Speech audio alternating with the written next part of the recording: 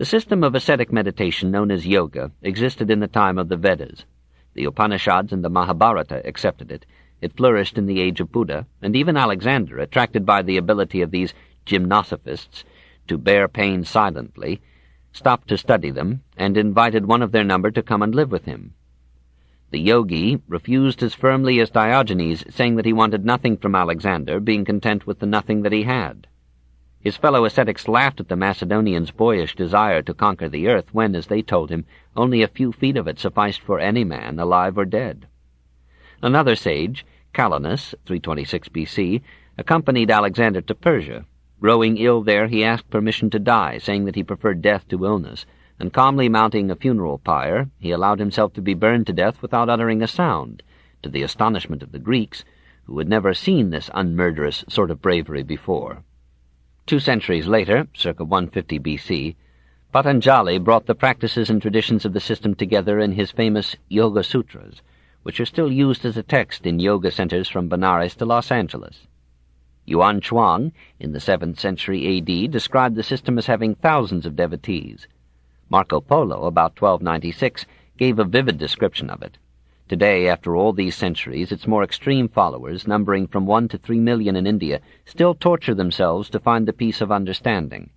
It is one of the most impressive and touching phenomena in the history of man. What is yoga? Literally, a yoke, not so much a yoking or a union of the soul with the Supreme Being, as the yoke of ascetic discipline and abstinence which the aspirant puts upon himself in order to cleanse his spirit of all material limitations and achieve supernatural intelligence and powers. Matter is the root of ignorance and suffering. Therefore yoga seeks to free the soul from all sense phenomena and all bodily attachment. It is an attempt to attain supreme enlightenment and salvation in one life by atoning in one existence for all the sins of the soul's past incarnations. Such enlightenment cannot be won at a stroke. The aspirant must move towards it step by step, and no stage of the process can be understood by anyone who has not passed through the stages before it. One comes to yoga only by long and patient study and self-discipline. The stages of yoga are 8. 1. Yama, or the death of desire. Here, the soul accepts the restraints of ahimsa and brahmacharya, abandons all self-seeking, emancipates itself from all material interests and pursuits, and wishes well to all things. 2. Niyama, a faithful observance of certain preliminary rules for yoga, cleanliness, content, purification, study, and piety. 3. Asana, posture.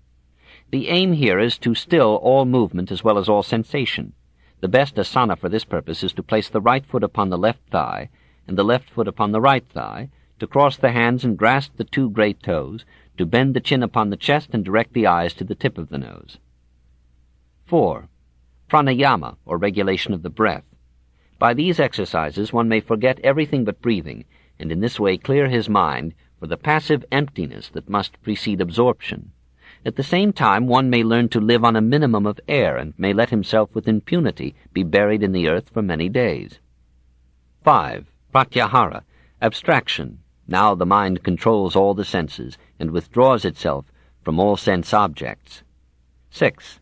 Dharana, or concentration, the identification or filling of the mind and the senses with one idea or object to the exclusion of everything else. The fixation of any one object long enough will free the soul of all sensation, all specific thought, and all selfish desire. Then the mind, abstracted from things, will be left free to feel the immaterial essence of reality. 7. Dhyana, or meditation. This is an almost hypnotic condition, resulting from dharana. It may be produced, says Patanjali, by the persistent repetition of the sacred syllable Om. Finally, as the summit of yoga, the ascetic arrives at 8.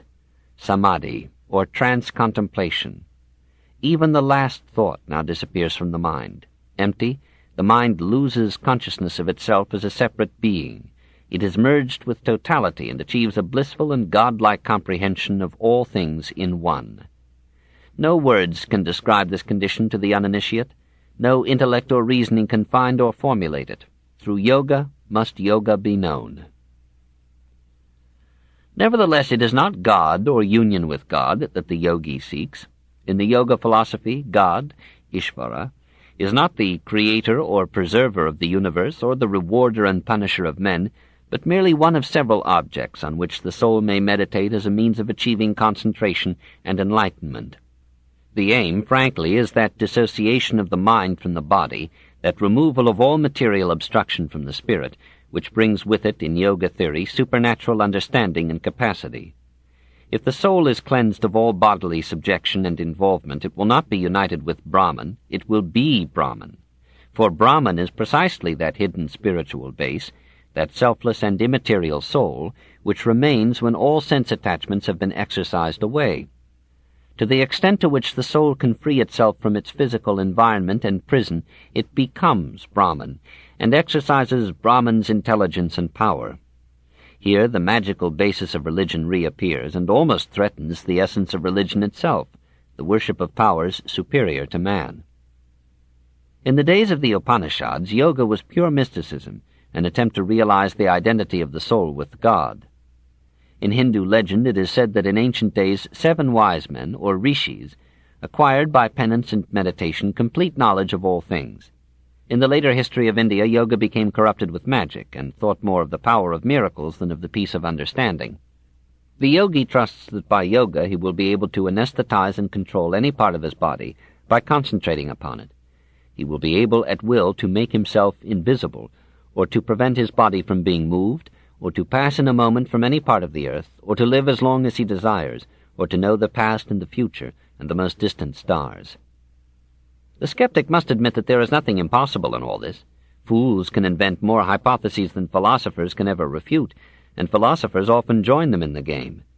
Ecstasy and hallucinations can be produced by fasting and self-mortification. Concentration may make one locally or generally insensitive to pain, and there is no telling what reserve energies and abilities lurk within the unknown mind. Many of the yogis, however, are mere beggars who go through their penances in the supposedly occidental hope of gold, or in the simple human hunger for notice and applause. Asceticism is the reciprocal of sensuality, or at best an attempt to control it, but the attempt itself verges upon a masochistic sensuality in which the ascetic takes an almost erotic delight in his pain. The Brahmins have wisely abstained from such practices, and have counseled their followers to seek sanctity through the conscientious performance of the normal duties of life.